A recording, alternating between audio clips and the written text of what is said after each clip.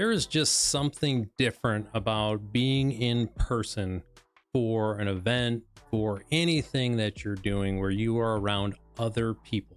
It's just something that we've got an energy in place that doesn't exist when you are part of something but separate. And that is one of the main issues that we're dealing with, is trying to close that gap between getting people back to the office, right? For those that want to have people return to office, those people who want to stay away because they just want to focus on their work.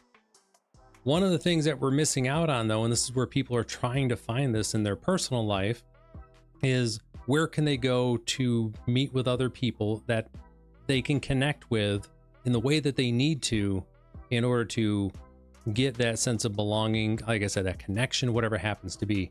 And we're missing that in the business world. Not that it was ever there. However, for those that are old enough to remember all the way back to 2019 when we all worked together and there wasn't as much work from home, there was still opportunities for connection and belonging. And it's incumbent upon us to try to figure out, okay, what can we do to make sure that that is cultivated at work, and reimagining what it is to actually come back around and spend time with people.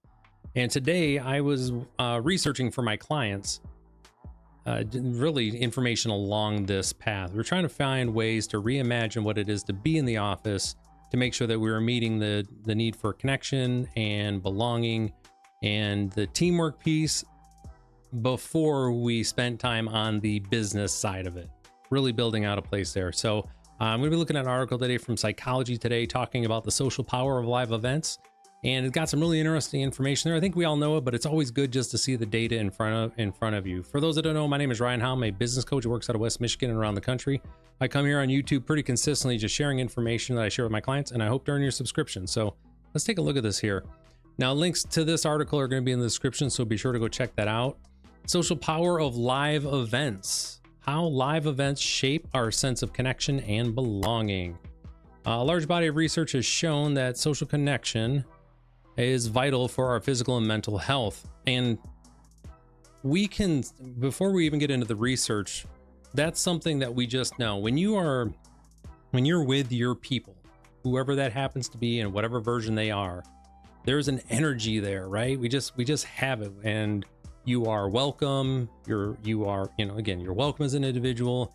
Your thoughts, collaboration there. You also have the ability of people to give you a hard time and joke with you, and know that it's not coming from a place of, contempt.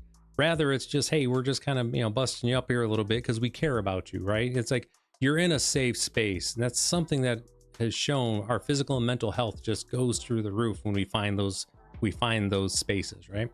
Now, much of this research has focused on the important role of close relationships, such as romantic partnerships, friendships, and family relationships. However, some research suggests that weak ties, more fleeting and casual connections, can also be beneficial. And that's why we're spending time on this today, folks.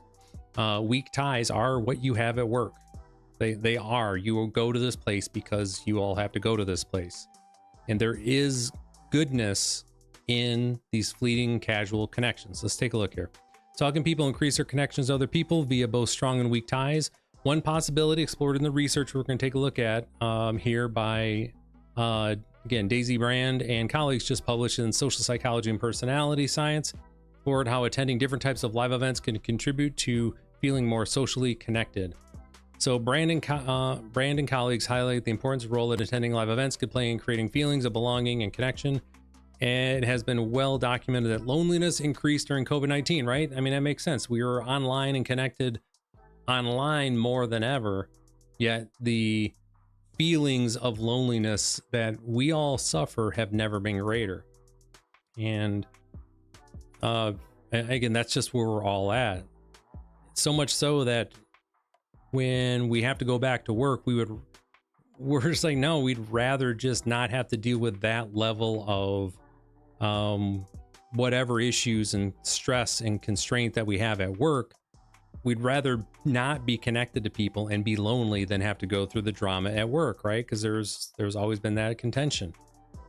That's part of what we're working on, having to figure out how to now make this a space that not only is a safe space, right, for you to go in and re-explore and reimagine how it is you can connect with people. We want to make sure that's there, but also where it's productive as well too, right? So we're balancing both those. All right, so good. Less discussed was that people were also unable to take part in live events such as concerts, fitness classes, game nights, and sporting events. I can tell you, I had Letterkenny was live, like they had a live show that they were doing, and it was we were supposed to go see it like in March or April of 2020. So it got canceled, or it got delayed by almost a year and a half. And I just remember that feeling like, man, I just want to go watch these people and laugh and enjoy this, and couldn't go do it. And you see the same thing for concert, fitness classes, game nights, etc. And people, that level of connection, going out and just being with each other went away. Now, what do these events do? Now, these kind of events allow us to connect with close others who accompany us to the events, and with strangers we meet while we're there. They could make attending live events an especially rich opportunity for social connection. All right, so we're gonna take a look at the actual research that was done here. I've got an infographic up on Claude I wanna bring up. So Brandon and colleagues surveyed 1,551 users of a popular event management and ticketing website. Users are surveyed both before and after attending events. Researchers classified events on 6 dimensions. We're gonna look at kind of the differences here. So active versus passive. Passive events involve being in an audience, such as a concert or movie. Active, whereas the active events involve direct participation, such as a fitness class or hobby-based activity. Others versus alone. Events were classified with others if participants reported they attended the event with friends, family, or romantic partners, and were alone if they attended, again, on their own. And then the difference of indoor versus outdoors, recurring, one time, paid versus free, and then in-person and virtual. So let me bring this up. So I asked Claude to take a look here. There's all the stuff that I worked on. So the power of live events here. So again, the different levels that they have, we just talked about those. And here's the findings. This is what I wanted to be able to bring up here. So what creates the strongest connections? This is what was found. So when you are active, had the strongest, where you were participating in whatever was going on, you got the strongest connections. And then there was in-person, with others, recurring, passive, and virtual. So virtual's got the lowest level of connections. That's more of just a, what I would say, more of a transactional type of, response that you're going to have, or, activity, right? Because you're just there, you're doing the thing, checking a box and getting off. And then as you move up, more and more stuff, you're recurring, with others, in person, and inactive. And you see the market difference here. So again, active had the strongest effect on connection. Now here's where I'm going with all this stuff here. I'm gonna tie this up here in a second. Now, surprise, here's some stuff here that were unexpected in the findings, right, from the research. Virtual and outdoor events increase feelings of connection, but also increase depression, loneliness, and anxiety the next day. Temporary connection spike for virtual event highlights unmet social needs, next day mood decline, and increased loneliness feelings. So the anxiety factor. Anxiety prone individuals may reflect on the experience and worry about how they were perceived, right? Creating anxious feelings the following day. Now, this is something that I personally just deal with. I always wonder if I sound like an idiot when I'm out talking to people. I get that. So I definitely understand that spot. So here's the ultimate piece here where we get into this aspect. So what we've identified here, and it's nothing new, but we've got the research is showing us that in-person active, actually, the active activities that you're doing as far as you're participating, you have a greater sense of, again, social connection, and belonging when you do those things. And it's something I experienced when I was in the military. I was in the Air Force for over 20 years.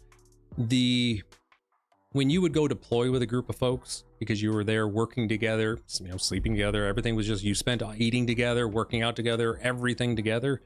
You have a bond with people that you deployed with while you're doing your work because of how much time you spend. You were actively involved in that. Same thing goes when, the difference that you have between when you are at work, doing the work as a group versus being separate and virtual. Can you get more work done per se when you work from home? There's a lot of people that can do that. And I'm not discounting that. I don't want, and what I'm talking with my clients about here, I know I'm kind of just all over the place here, but I want to make sure I can really piece this together here. This is not necessarily about productivity and getting work done at the workplace. This is one of the things that we are looking at from a quality of life, holistic angle, right? Where we want to reimagine what it is that people are getting when they show up to work. We want this to be a thing to where they are able to understand that their connection is there, that belonging, that they're with their people that are there to help them grow and develop into whoever they're going to be, right? Collectively as a team. Versus, I want people in so we can be more productive. I want to put my thumb on them, manage them, and make sure that they are producing at the highest level at all time consistently. And that's not what we're doing. That's not what I'm working with my teams on. Yes, it's important that you're doing your work, and we want you to return to the office so that we can, be more productive. That's part of it. What we're doing though, and I'm talking to my clients, is like, hey, before we focus on the return to work and more productive, what is it that we need to make sure that we are focusing on as teams, right? As leadership, to fill that bucket, but also because it makes people want to be there around the rest of the team, around the people, around the clients, around the mission, whatever happened, the work that's being done, we want them to feel more comfortable and understand and really experience the benefits of being around a team and a group of people. Okay. And there is a psychological safety issue, that there's a hurdle, this big hurdle. It's huge, that we have to collectively as businesses, business owners, as leadership, management, we have to figure out, and it's with the team, how do we get them to reimagine the space and get everyone to understand and believe it and cherish it, the need and how great it is to be able to work with others in person and to be around people, even though everyone drives us nuts. There's always going to be people that are going to bother you. You're not going to like some of the people at work, but where the benefits of being at the right place, right? It's not a job mismatch. You're in the right job, the right time, for the right skill level and training you have, and surrounded by the right people. How do we go about convincing people that this is where we ultimately want to get to? And it is about making sure we're productive, but ultimately we want to build a space where people can come and thrive and be their absolute best selves at work. Okay. And this is what we're talking about. And this is the concern that we have. I don't have the answers here, folks. This isn't a Ryan Howe has figured this out and it's going to be one thing that's going to solve everything. That's not what this is. If anything, it's the realization that we don't have an answer for this. And that's where a big portion of the disconnect is. That's happening right now, where leaders and business owners, they want their people back because they're seeing their margins are contracting, they're compressing. So they want to get people back so they can ensure that they're producing at a high level. The issue is that when you get people back, one, they don't want to come back, so they leave, or two, when they do come to the office, they're coming back from the idea that they're going to be micromanaged from the very start, because that's what people think. When instead, not saying we're going to build businesses that are supposed to be these fun times. That's not it. Like, this is a party place and everything else. It's no. But we've got to be able to talk with people about what do they need to have? What is it that would make them, not asking them. That's not the right answer. We need to be working as hard as we can on an every day to ensure that the place that people are coming into is a place where they can connect with others and they can get a sense of belonging and they can do things together. That is ultimately what we have to get to, building out teams that people are working as teams to identify and solve problems in their work and do the work. When we work and we get that part figured out, and that's what we're working towards, we're going to be well down the path towards, again, bringing more of the feeling and the vibe you get when you go to live events, when you are spending time with your people at your workplace. Okay. Again, I know it's kind of over the place. I'm still working on exactly what the terminology and the phrases and how we're doing this, but it's something we're exploring. I just wanted to bring this up today. This is something I'm researching with my clients. Okay. So with that, if you'd like to learn more about how I help businesses grow faster than ever thought possible, if you're looking to sell your business, and would like to know what your business value is, go and check me out at summitbusinessguys.com. There's a link down in the description if you'd like to take the value builder assessment. It takes about 15 minutes. You can learn more about your business as well. So with that, hopefully